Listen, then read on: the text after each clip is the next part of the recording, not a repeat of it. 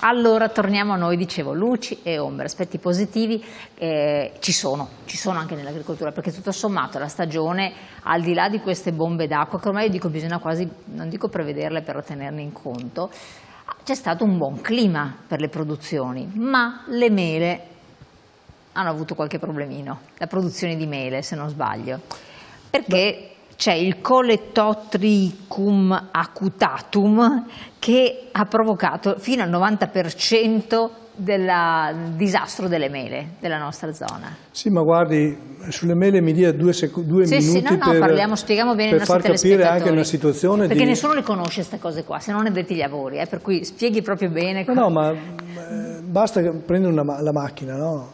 E andare nella bassa padovana in cui qualche anno fa c'erano interi ettari, dei meleti, dei pereti, quindi interi paesaggi di prodotti frutticoli.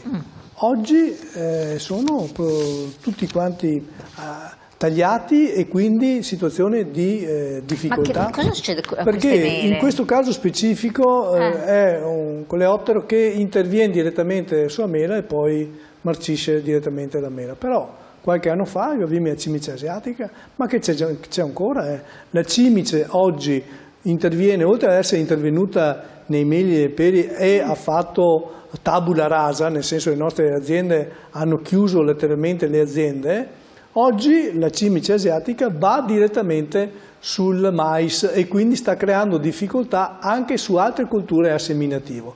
Nel caso specifico è un caso che abbiamo segnalato all'Istituto all'Istituto Fitopatologico del Veneto e abbiamo segnalato anche in Regione, perché si deve intervenire nel momento in cui ci sono situazioni di questo tipo. Ma quindi tra cimice asiatica e queste situazioni di difficoltà anche con altri fitopatologiche, insomma, che colpiscono le nostre aziende, il settore va in determinata crisi. Poi abbiamo anche la crisi del fatto che oggi non c'è un'associazione specifica, quindi delle cooperative specifiche che possono, a parte quelle in Montagnana, che riescono a dare una mano alle aziende e quindi fare massa critica su questo.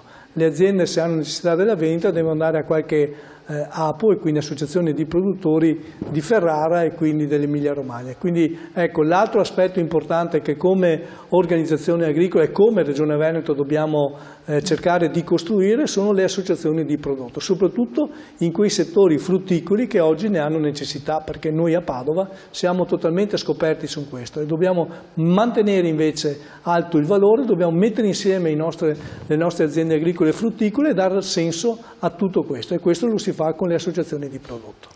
Benissimo, ma un'associazione di categoria come la vostra, poi ce ne sono altre due, insomma, certo, forti, come tanto quanto voi, non hanno la possibilità di intervenire in questo senso, perché poi associazione su associazione, ma non può essere anche unite alle altre, magari dare una mano, un supporto? No, ma guardi, su questo assolutamente sì, cioè quando facciamo i tavoli verdi a livello regionale le organizzazioni agricole sono compatte molto spesso su tutto quanto è la progettualità agricola, però vede, su questi casi specifici si deve intervenire in maniera specifica e quindi con finanziamenti specifici. Perché un'associazione di prodotto può ottenere dei finanziamenti. Ma non solo l'associazione ma anche le aziende agricole, quindi si deve intervenire, la Regione Veneto deve individuare il danno e rispetto a quel danno là deve mettere sul banco 2, 3, 4, 500 mila euro per dare la possibilità alle aziende agricole di avere un ristoro concreto, perché poi vede, in quei casi là neppure l'assicurazione risponde e quindi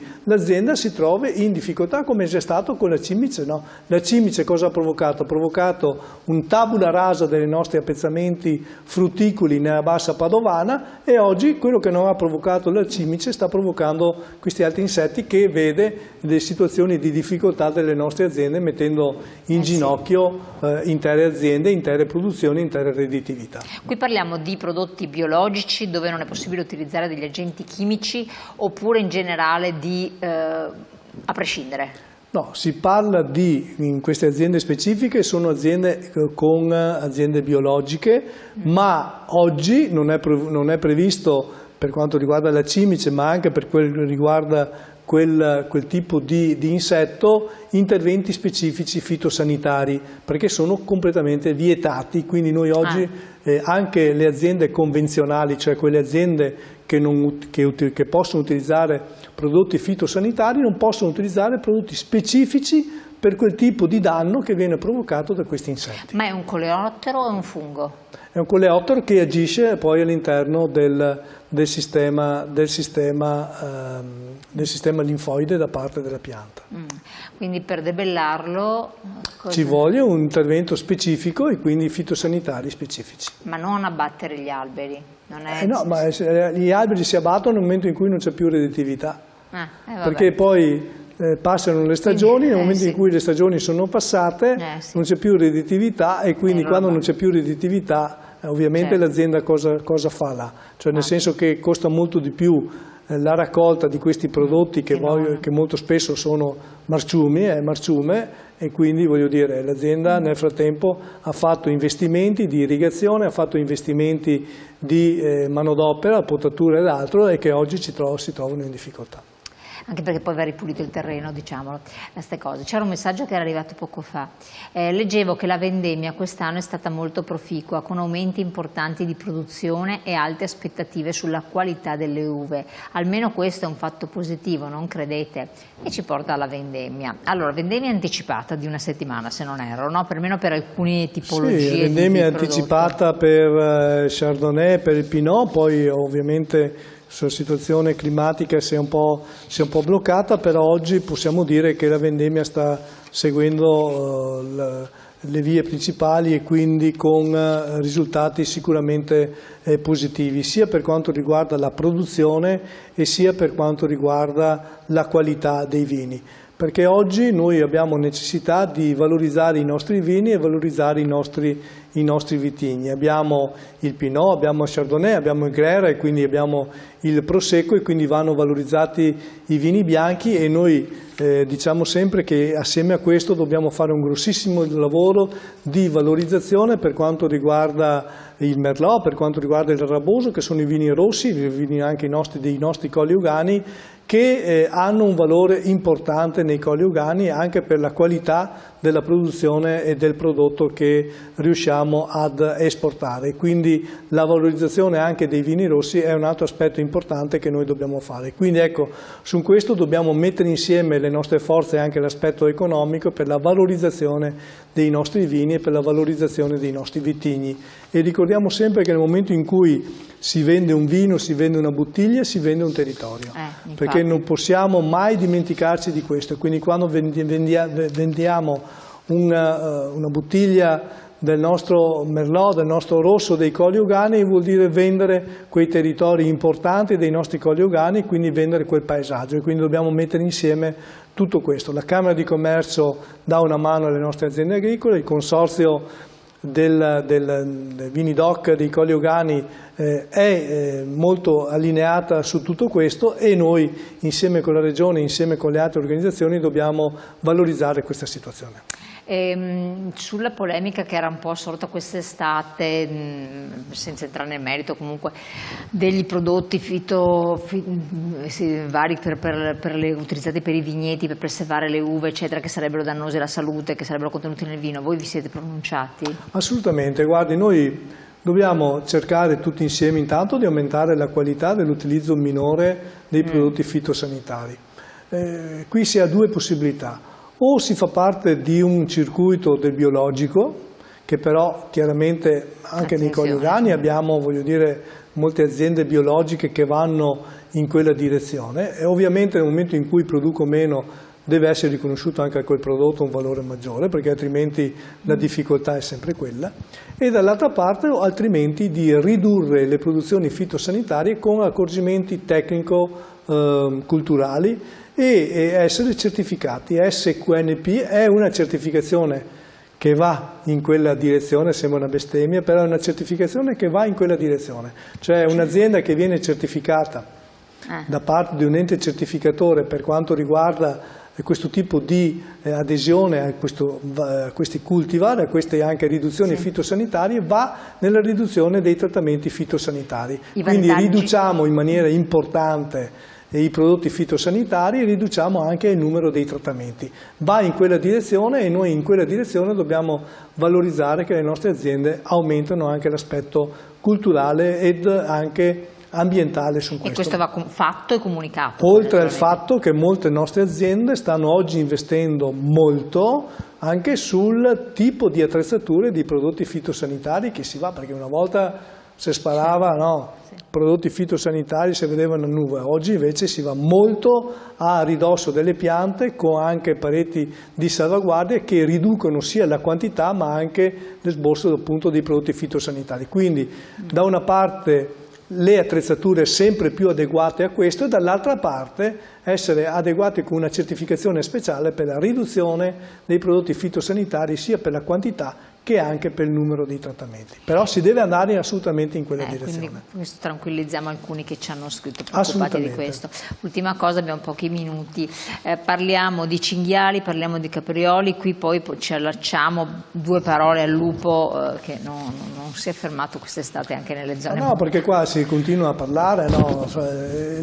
Si parla, però alla fine noi dobbiamo contenere i cinghiali e dobbiamo contenere i lupi e dobbiamo contenere tutta la fauna selvatica.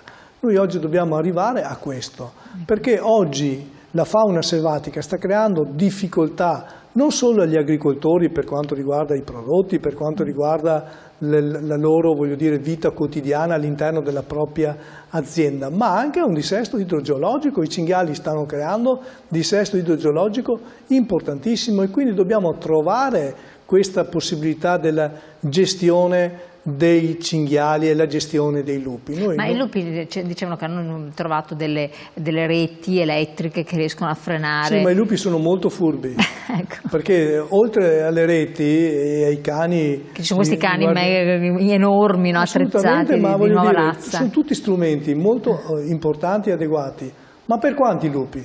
Perché poi quello è il punto, perché se sono 2 branchi, 3 branchi va bene, ma se sono 15, 16, 17 branchi è un problema.